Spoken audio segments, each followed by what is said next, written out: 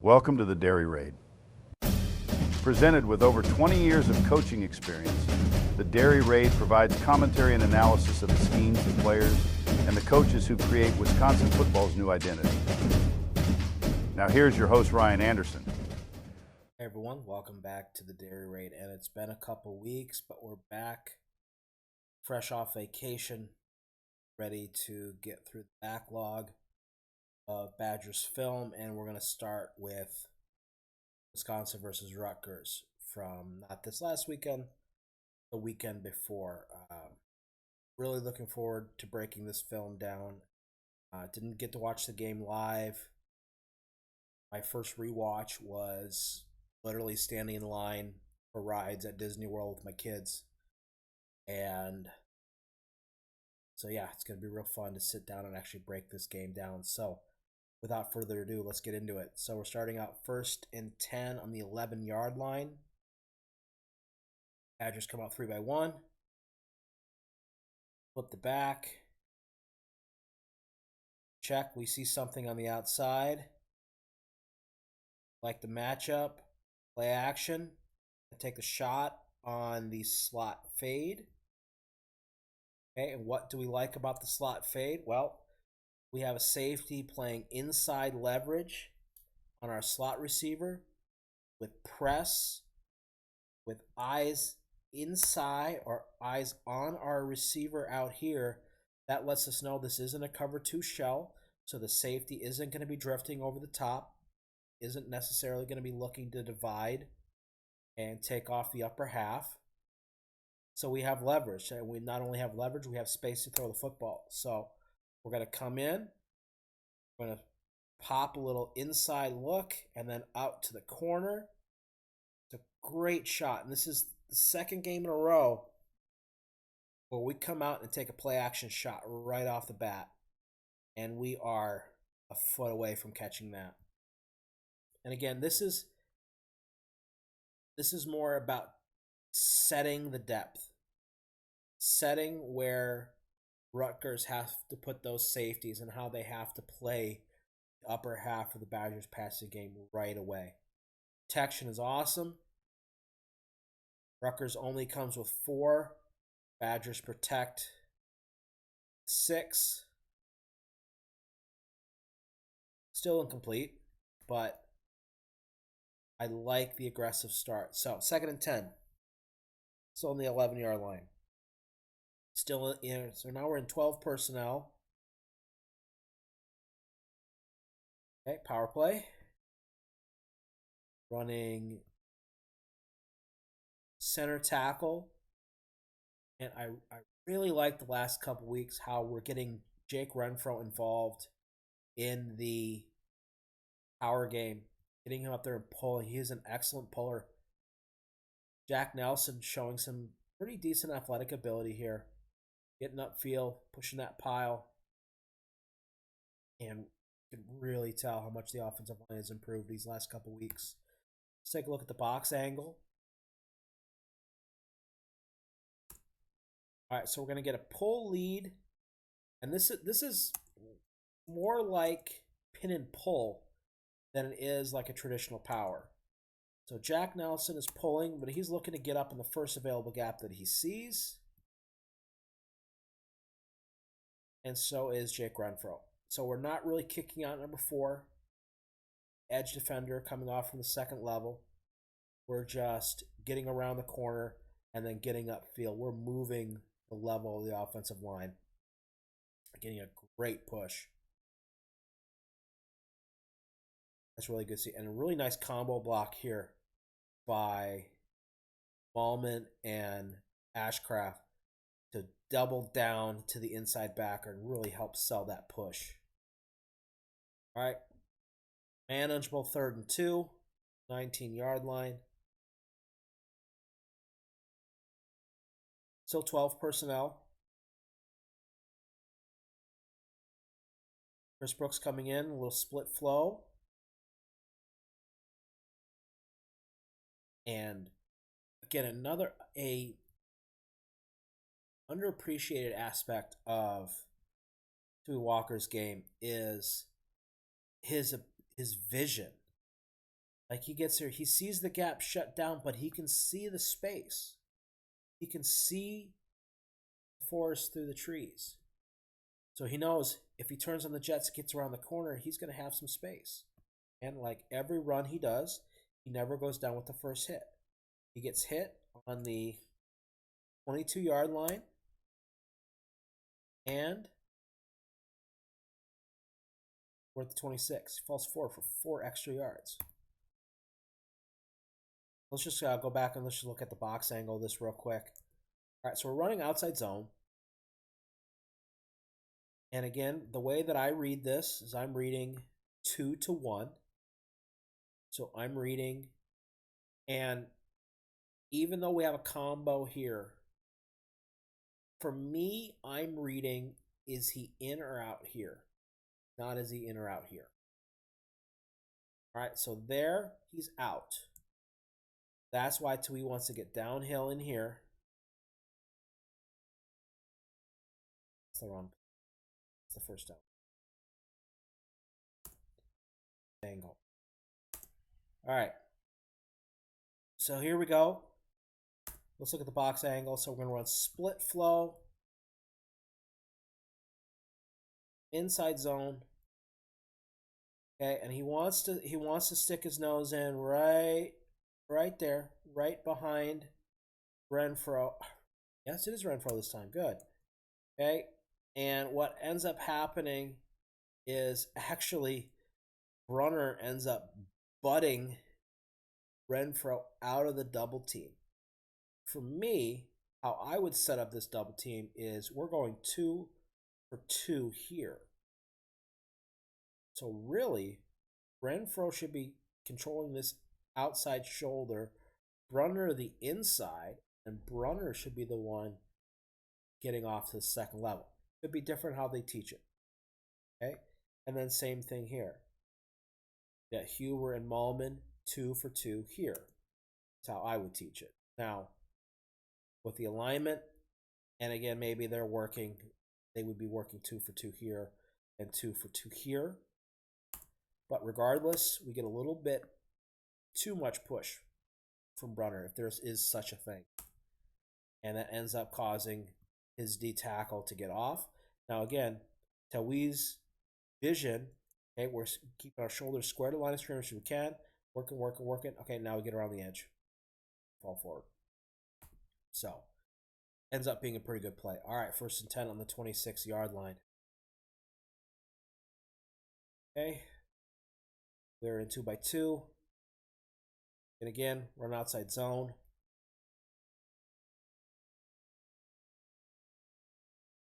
Just the way his legs are churning this season, you can see why he's become the feature back and why this game was his real coming out as the feature back for the Badgers. He's still not 100% healthy. Again, excellent push. Let's look at the box angle. Really nice climbing. And what I like about this is we're carrying these combos to the second level. This time we didn't peel off too early. As the season goes, this is going to turn into a keep. And again, I think it's part of the plan. We saw it early with Tanner Mordecai last year, where early in the season he didn't keep it, and then as the year went on, he started keeping it. You're getting this kind of push. Let the guy whose job it is to get hit take the contact. Great push by the offensive line. 2nd and 6.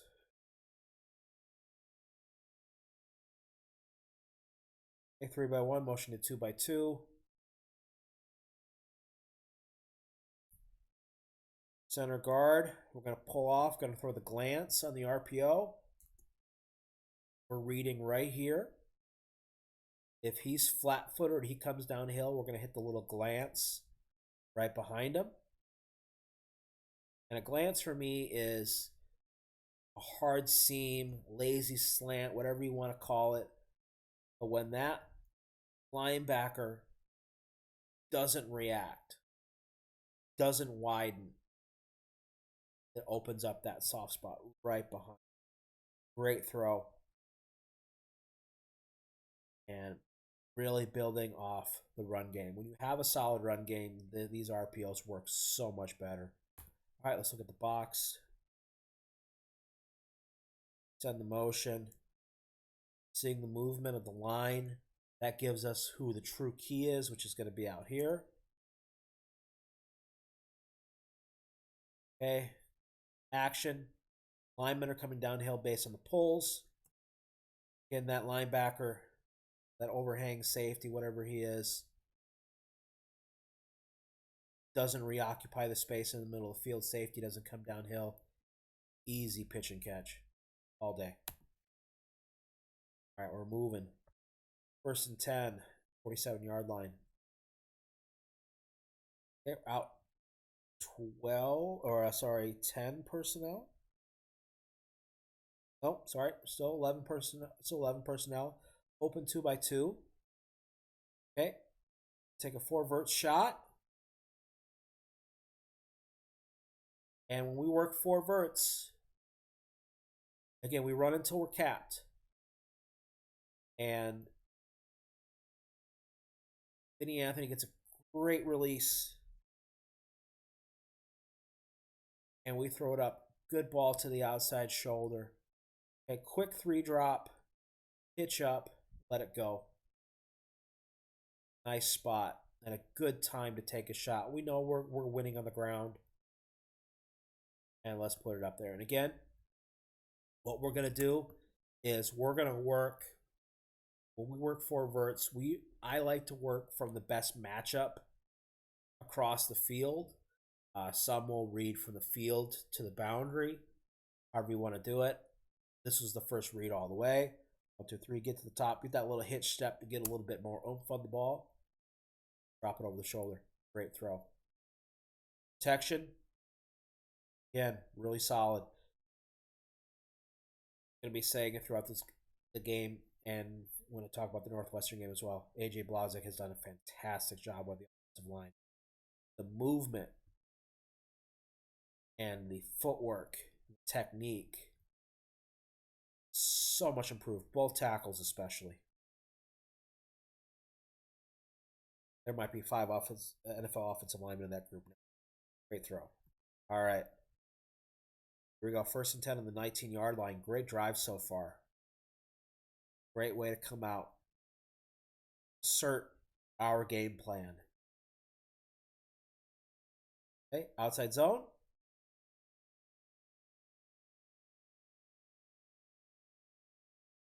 Okay, we're getting up to the second level.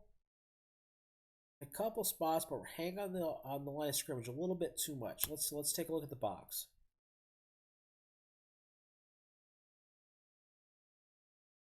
Okay, alignment wise, again, if this is me, I'm going here, I'm climbing, going here, This overhang, we're going to leave him for the slot receiver. Unless we have RPO action. And so they run a little bit of a slant on the backside. And then we kind of end up getting 2 guys on the same D tackle, and that we don't quite get up to the linebackers as I'd like.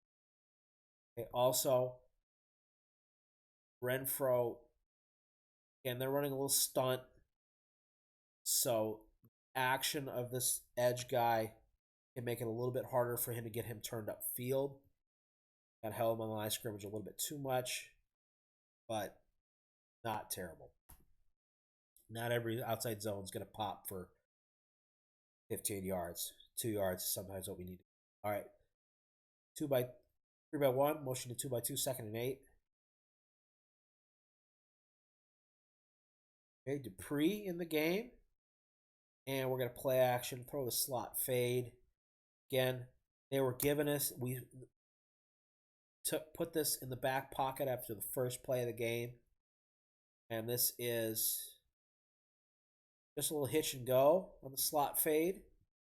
Again, same result, different eye candy. And they've rotated to single high, which means they're probably in cover one.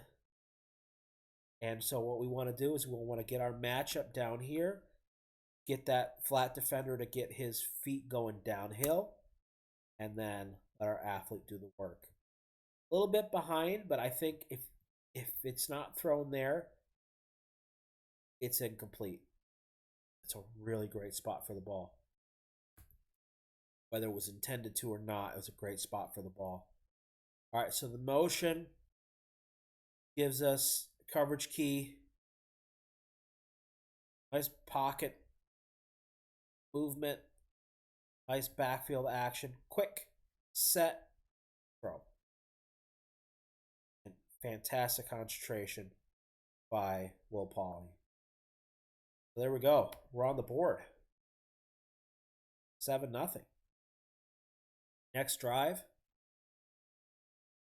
Then we got 3-1. Okay, a little center lead. Again, even though they hit him low, he still falls forward. Again, ask yourself the question, when we had a 6'2", 235-pound back last couple years, how many times did he do that? Where he got hit low and fell forward. I love Toby Walker's game. Okay, so all we're doing here on the line is basically everyone's just almost fan blocking.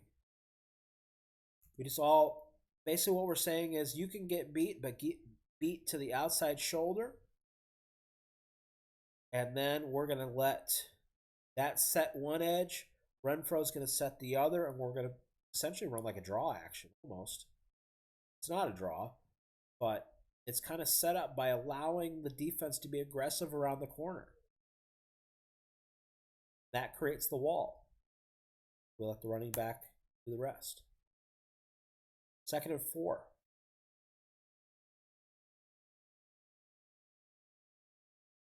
Three by one. Do it again, because why not? It's working. I mean, it's literally the same play. Great combo block. Let's look at it here. Okay. Ashcraft, we're going to talk about him in the Northwestern game where, let's face it, he made a major mistake that led to a turnover. But his blocking has improved so much this year. We look at this combo. Double down.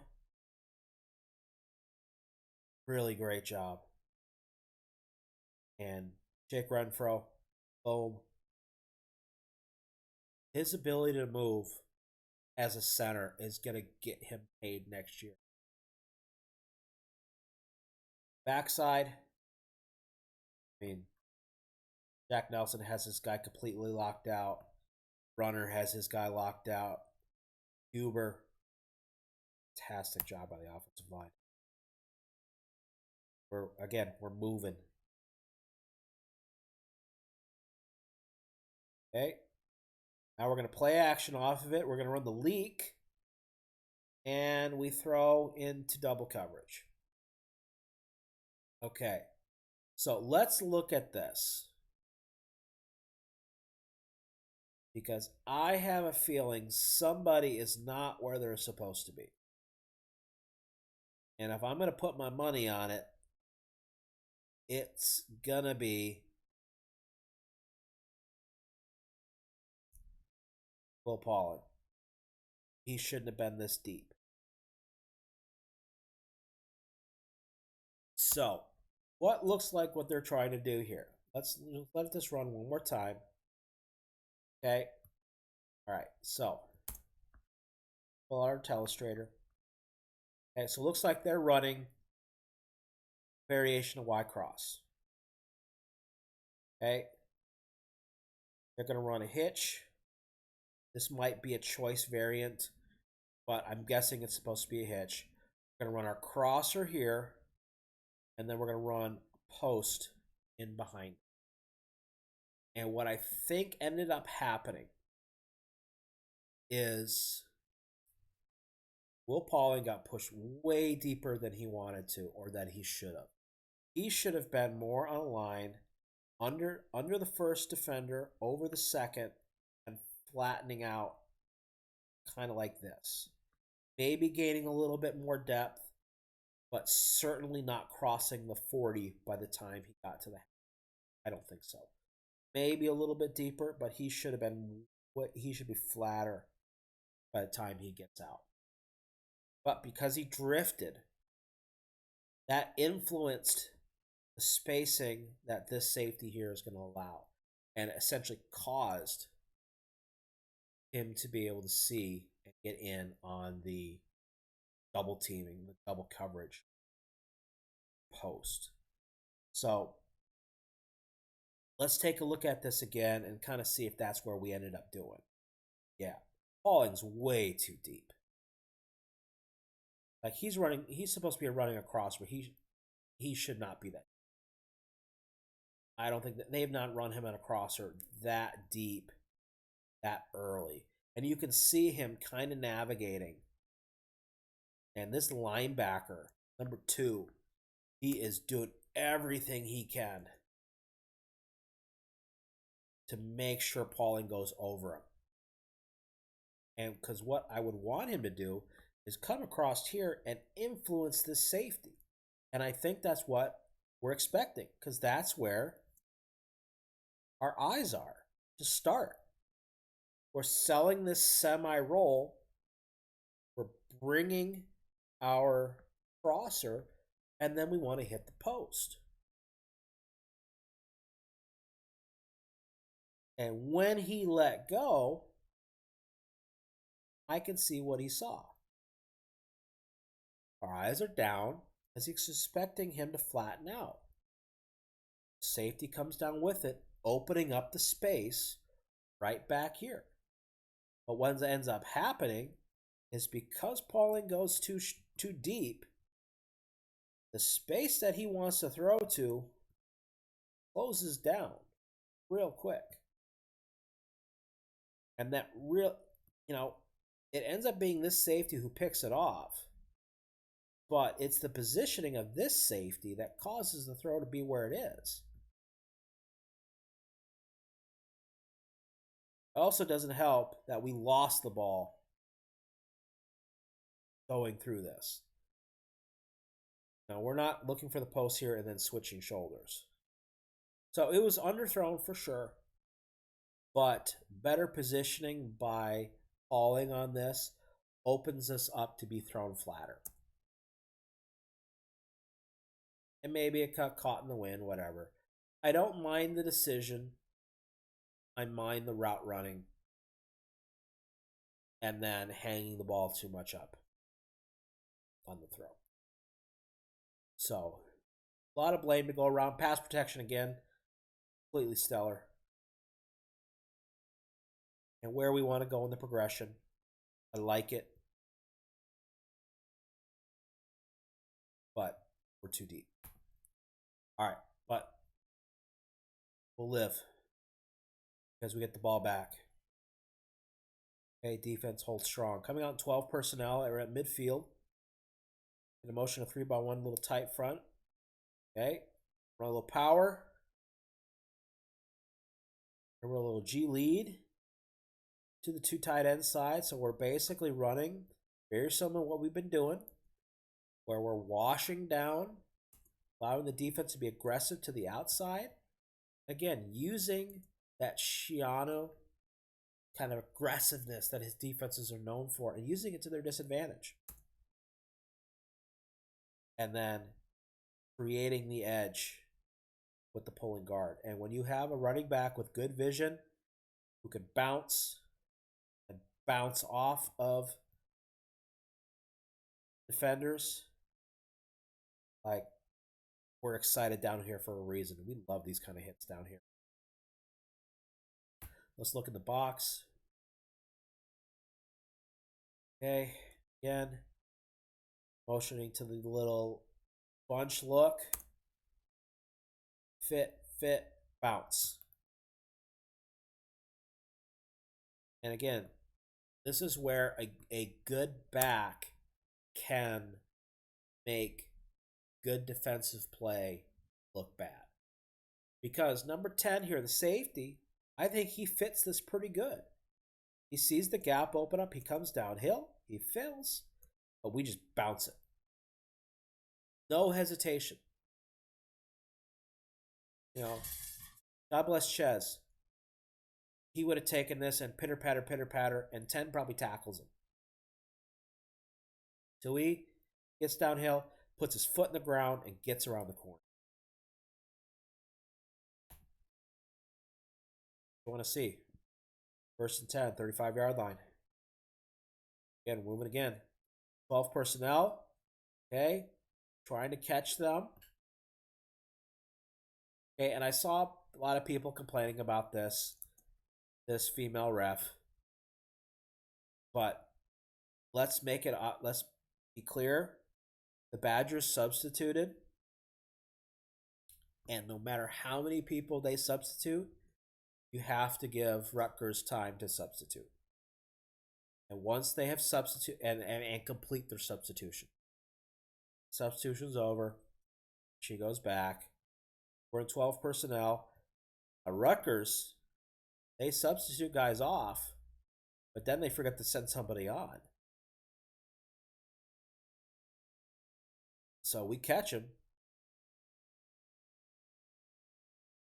And we just power through it. Now, of course, what usually happens in situations where we catch teams with 10 men on the field, it doesn't pop for as big as you thought it would. But this is just big boy football. Let's look in the box. Again, new school big boy football. Bull ball, agile and hostile. That's the way offensive line play is now. We're just running Rutgers defense. We're just taking them for a ride on this stretch. This backside combo is just nasty. Sticking behind it all day. And again, a wee walker never goes down with the first hit. Contact right there, still fall forward. 6-yard gain. Can run plays in nice little chunks here. All right, 12 personnel. We've seen something with 12 personnel. And let's talk about that real quick. I think what this is showing this season, one of the things that I've liked that Phil Longo has done is he has not been married to one personnel group. He has been moving through personnel groups, and he has found the group that works the best and kind of builds from there. And you could still be air raid football with 12 personnel. As long as you have tight ends who know how to occupy space, we're fine. Like right here. Okay, you got to have tight ends who can run up the seam. Okay, so what ends up happening here and why it ends up where we get Nowakowski and Ashcraft in the same spot. So this is probably an RPO. I mean, he's not really sticking it in his belly. This is more the ride play action. But there could be a give component to this. Who knows? So we're getting a little wide release, and then we're running the seam, Ashcraft, and Nowakowski probably should have had mandatory outside release on this. So he's running the corner. We're getting up, working out to the corner, and we're going to run the bender behind. And he gets jammed inside, jammed to the safety. And he doesn't quite widen enough. But this is a really good throw by Braden Luck. Good footwork, standing strong in the pocket. Let's look at this from the other angle and really look how tight, if we could see it, tight of a window that he throws it into. Great throw. And I'm really happy to see that Tucker Ashcraft is becoming more of a weapon in this offense. His experience last year of having to play is paying off. All right. Back out. Still 12 personnel.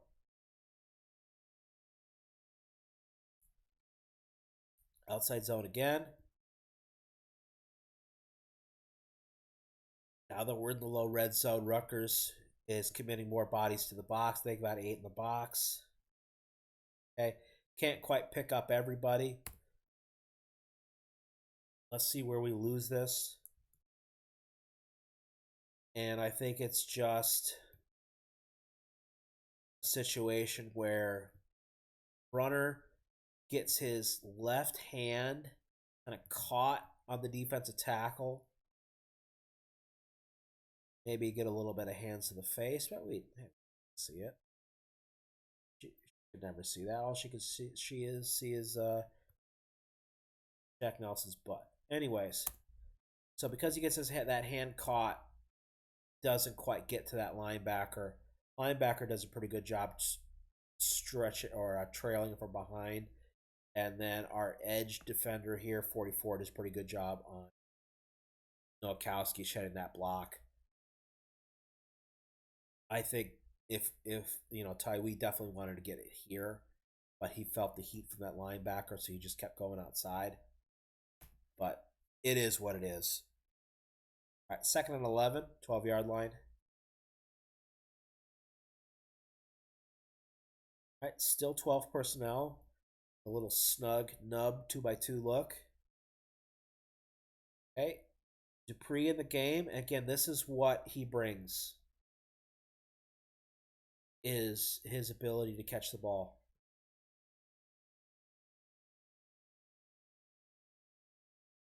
And why he's getting more looks maybe right now than maybe Yakimelli is. Now, we end up getting a situation here where I guarantee you that one of these two, I'm guessing Nowakowski should have kept going across. And then Ashcraft is supposed to sit down and then maybe pop back out. Another thing, too, this is essentially a 2nd level screen. Like, they're basketball screening out here. They shouldn't run into each other, but their job is to occupy so we can go right to the flat. Ball was designed to go flat from the beginning. All right. 3rd and 3. 4-yard line. Oh, boy. We're in I formation. Okay. Little power. G. Fullback lead. Seen this a million times. Okay. Rutgers has everybody in the box. Badgers are in the heaviest of heavy personnel because they got J.P. Benswell, a guard in at tight end. So they've got everybody in the box. And we push forward. We get a yard. Okay, we don't get the first down. So it's 4th and goal from the 1, 2. Okay, and now we come out with what we want to do in short yardage situations. The difference here, by even just being in the base personnel, in 12 personnel, we create more space. Okay, they're still committing 1, 2, 3, 4, 5, 6, 7, 8, 9 to the box. But because we get split flow action, a linebacker has to respect it. And we know Tui's going to fall forward for a yard. So if we pick everybody up on the front side, and we do, okay, this linebacker's looking how he's supposed to fit over the top. And we need just a little bit of space. We get it. But because we present the split flow, look, we have 2 people flowing with the QB and the flat. And that turns a 9-man box into a 7-man box. You can't do that in I formation.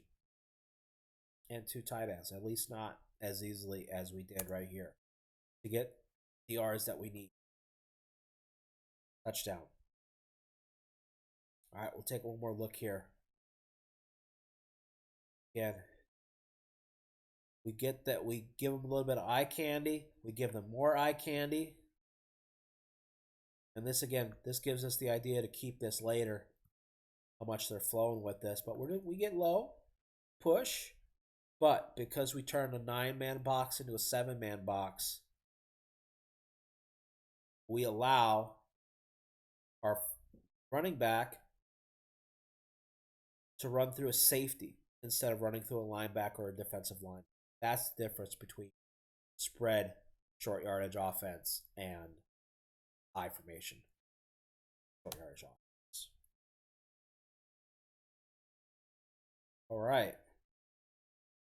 And that, I believe, is that. That's the end of the first quarter. Nice mix of play action, RPO, power scheme, zone scheme.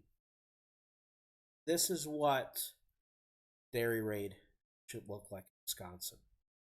Taking Wisconsin football mentality and executing it through modern football. So that's great to see. Next time, we're going to talk about and we're going to watch the second quarter. So, thank you for watching today. Sorry for the delay in getting this out, but more to come. So, we'll see you next time.